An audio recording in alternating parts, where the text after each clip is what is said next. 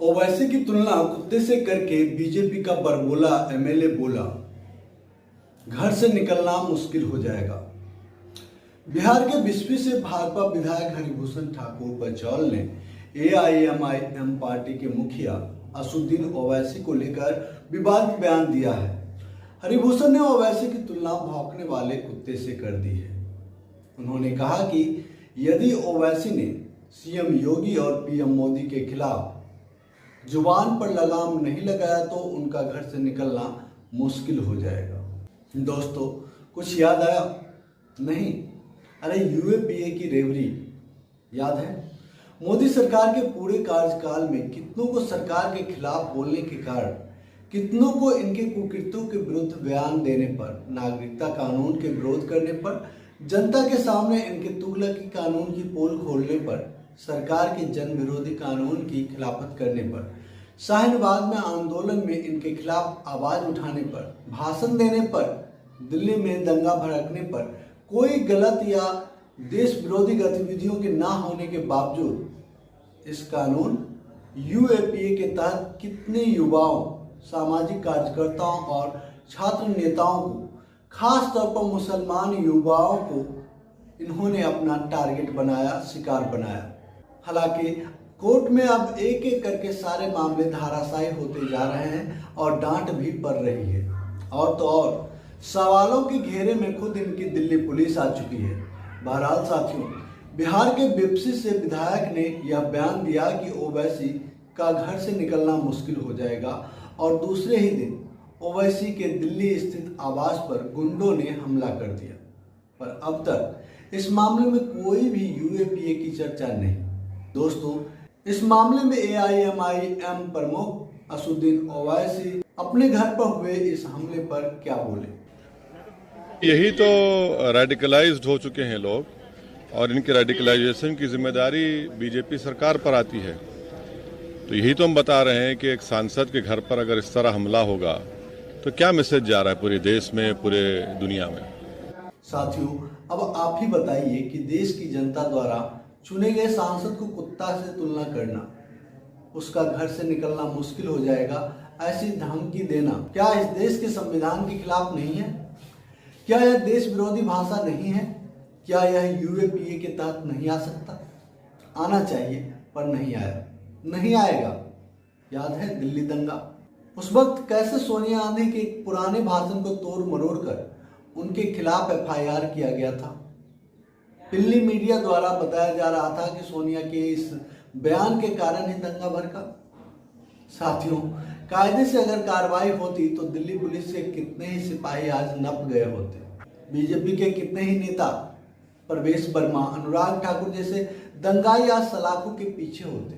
परंतु अफसोस, ऐसा कुछ भी नहीं हुआ और वर्तमान मामले में ऐसा कुछ भी होने के चांसेस भी नहीं है। बिहार के बिस्फी से बीजेपी विधायक हरिभूषण ठाकुर के साथ या खिलाफ कुछ भी नहीं होगा।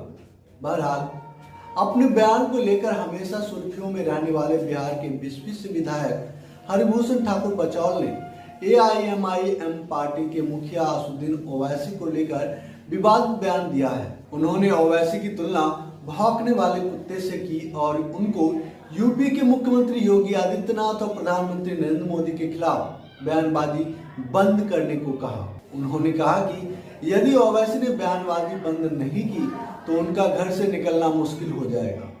आपको बता दें कि मधुबनी में आयोजित एक कार्यक्रम में विधायक ने यह बयानबाजी की। विधायक हरिभूषण ने कहा कि ओवैसी फालतू के बयान देते हैं। ओवैसी आए दिन निराधार बातें करते हैं। उनको पीएम मोदी और सीएम योगी से टकराना छोड़ देना चाहिए। विधायक हरिभूषण ने आगे ओवैसी की तुलना भौंकने वाले कुत्ते से की। यही नहीं, विधायक हरिभूषण ने कहा कि ओवैसी दूसरे जिन्ना बनना चाहते हैं। ओवैसी का यह सपना कभी पूरा नहीं हो पाएगा क्योंकि यह 1947 से पहले वाला भारत नहीं है। असदुद्दीन ओवैसी को सीएम योगी आदित्यनाथ और पीएम नरेंद्र मोदी के खिलाफ बयानबाजी बंद कर देनी चाहिए और अपनी जुबान पर लगाम लगानी चाहिए, नहीं तो उनका घर से निकलना मुश्किल हो जाएगा। अब दोस्तों, जरा आप ही बताइए कि ऐसा बयान एक सांसद के द्वारा, वह भी देश की जनता द्वारा चुना गया, क्या यह संवैधानिक पद पर होने के बावजूद उनके खिलाफ इस तरह की बयानबाजी भारतीय जनता पार्टी के विधायक के द्वारा देश के खिलाफ की गई बयानबाजी नहीं है? क्या इसके खिलाफ यूएपीए के तहत केस नहीं चलाया जा सकता है? केस छोड़िए, क्या भाजपा विधायक के सिर्फ इसलिए कार्रवाई नहीं हो सकती कि वो भाजपा का विधायक? क्या भारतीय जनता पार्टी के विधायक नेताओं को देश के खिलाफ, संविधान के खिलाफ तमाम तरह की बयानबाजी और गतिविधि करने की खुली छूट दे रखी गई है?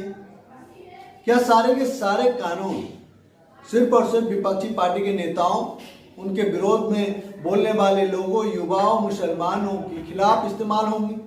क्या उनकी पुलिस तमाम कार्रवाइयां देश भर में उनके गैर कानूनी कानून के खिलाफ आवाज उठाने वाले युवाओं, किसानों, मजदूरों, बेरोजगारों के खिलाफ, छात्रों के खिलाफ इस्तेमाल होंगे? दोस्तों, कुल मिलाकर कहूं तो मोदी सरकार आजादी के बाद बनी किसी भी सरकार से गई गुजरी गली हुई सरकार है। इसके जैसे नीच सरकार आज तक नहीं देखी। आपको याद है, पिछले गुजरात चुनाव के दौरान कांग्रेस का एक कद्दावर नेता नरेंद्र मोदी को नीच कहा था, बिल्कुल सत्य कहा था। प्रधानमंत्री पद पर बैठे नरेंद्र मोदी बिल्कुल नीच ही है, क्योंकि नीच जाति से नहीं होता। लेकिन अकल के अंधे प्रधानमंत्री पद पर होने के बावजूद नरेंद्र मोदी ने इस नीच शब्द को अपनी जाति से जोड़ा, गुजरात में जाकर रोया। यह भी उनकी नीचता को ही दिखाता है। और ऐसे तमाम हथकंडे जब देश के लोग आपस में लड़ रहे थे, सड़कों पर मुसलमानों को, दलितों को लिंच किया जा रहा था, वह भी सिर्फ गाय के नाम पर, बिना कुछ जाने, बीफ के नाम पर, बिना कुछ परखे, फिर भी मुंह सिले रहे। दिल्ली में दंगे होते रहे, लेकिन गृह मंत्री और प्रधानमंत्री दोनों के मुंह सिले रहे। दोनों हाउडी मोदी और ट्रंप की आगवानी में व्यस्त रहे। जब इनसे देश की राष्ट्रीय राजधानी दिल्ली के व्यवस्था नहीं संभाल रहे, तो ये देश क्या संभालेंगे? एक राजनेता के तौर पर इन्होंने इतना वक्त बिताने के बावजूद आज देश के हालात इतने बदतर है। आखिर ये नीच नहीं है तो और क्या है? क्या आपके शब्दकोश में इनके लिए कोई दूसरा शब्द है?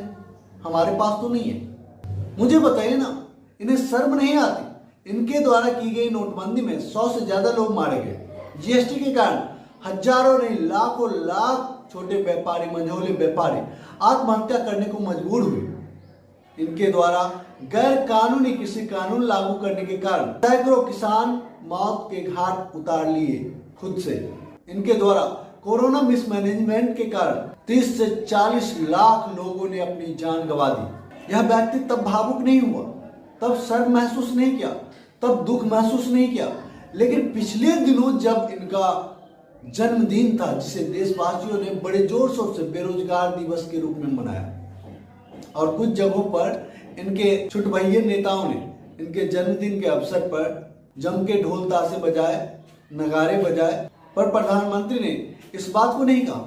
प्रधानमंत्री ने कहा कि आज हमारे जन्मोत्सव के दिवस पर एक दिन में रिकॉर्ड इतने वैक्सीन लगे, इसलिए मैं भावुक हूँ। साहब, वैक्सीन और दवाइयाँ जरूरत के अनुसार लगती है, लगती रहेगी। आपकी सरकार नहीं रहेगी तो भी लगती है, लगती रहेगी। ये अलग बात है कि आपकी सरकार नहीं रहेगी तो दूसरी सरकार आपके तरह इतनी नीच हरकत करके हर बात के लिए डंका नहीं पी लेगी। बहरहाल दोस्तों, जिस मामले में यूएपीए का एप्लीकेशन होना चाहिए था, उस मामले में आज 2 दिन बीतने के बाद भी कोई आवाज नहीं उठा रहा है, कोई कार्रवाई नहीं हो रहा है, और देश के किसी भी थाने में एफआईआर भी दर्ज नहीं हुई है। एक सांसद के खिलाफ इस तरह से गैर जिम्मेदाराना और नीच बयान दिया गया, उसे धमकी दी गई, और धमकी देने के बाद उसके घर पर तोड़फोड़ भी हुई। यह दर्शाता है कि यह सरकार कितनी नीच और बुजदिल है, कितना घिनौना काम करती है। अपने द्वारा बनाए गए गैर कानूनी कानून का इस्तेमाल अपने विरोधियों के लिए, विपक्षी पार्टी के नेताओं के खिलाफ, छात्रों के खिलाफ, बेरोजगारों के खिलाफ, आंदोलनकारी युवाओं के खिलाफ, मुसलमान युवाओं के खिलाफ करती रही है। यह बेहद शर्मनाक है। इस टॉपिक पे इतना ही। अगर हमारी ये प्रस्तुति आपको अच्छी लगी तो वीडियो को लाइक करें, शेयर जरूर करें, और जो दोस्त पहली बार हमारे चैनल न्यूज भारती पर, आपसे निवेदन है हमारे चैनल को सब्सक्राइब कर ले और बेल आइकन को जरूर दबा दें, ताकि हमारा हर एक वीडियो सबसे पहले आपको मिले। जय हिंद, जय भारत, जय संविधान।